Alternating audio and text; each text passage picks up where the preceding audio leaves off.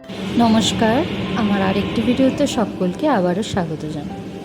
তো অনেক দিন আমিষ আমিষ পদ দিয়েছি, আজকে দেখো একটা নিরামিষ পদ নিয়ে চলে এসেছি। সেটা হলো ঝিঙা পোস্ত।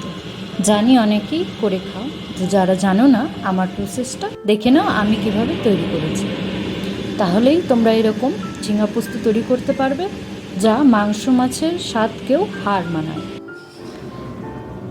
তো সবার প্রথমে তেল গরম করে নিয়েছি, এখানে দিয়ে দিলাম কালো জিরে,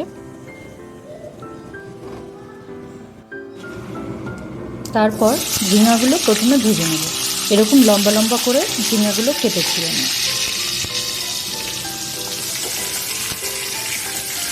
ঝিঙা কাটাটা দেখাইনি, তোমরা নিজেদের মতো করে যে কোনো শেপেই ঝিঙাটা কেটে নিতে পারো।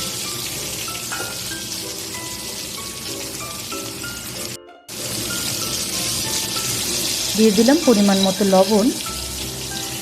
এটাকে ঢেকে ঢেকে অল্প সময় সেদ্ধ করে নিতে হবে। ঝিঙা তাড়াতাড়ি সেদ্ধ হয়ে যায়, জল বেরোবে, হিটটা না কমালেই ভালো হবে।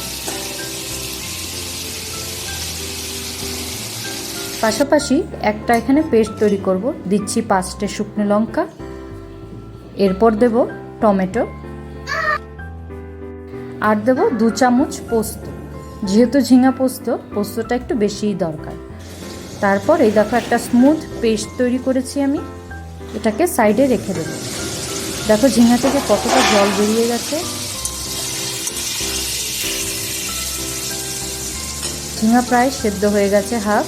দিচ্ছি 4টে কাঁচা লঙ্কা। ঝালটা নিজেদের অনুযায়ী বুঝে দেবে, তোমাদের প্রয়োজন হলে লঙ্কা আরও বাড়িয়ে দিতে পারো, নাহলে কম করেও দিতে পারো। তারপর দিয়ে দিচ্ছি সেই তৈরি করে রাখা পোস্ত বাটা। এটাকেও ভালো করে মিক্স করে দিচ্ছি, আর লো হিটে এখন কষিয়ে নেব তেল ছাড়া অবধি।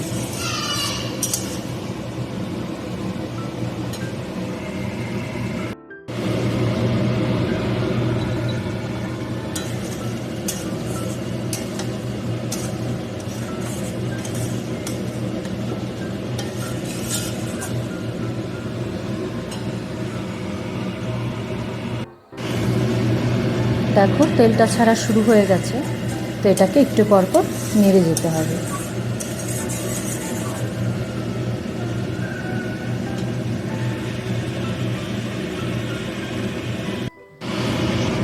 অনেকটাই তেল ছেড়ে এসেছে, প্রায় হয়ে গেছে আমার ঝিঙা পোস্ত।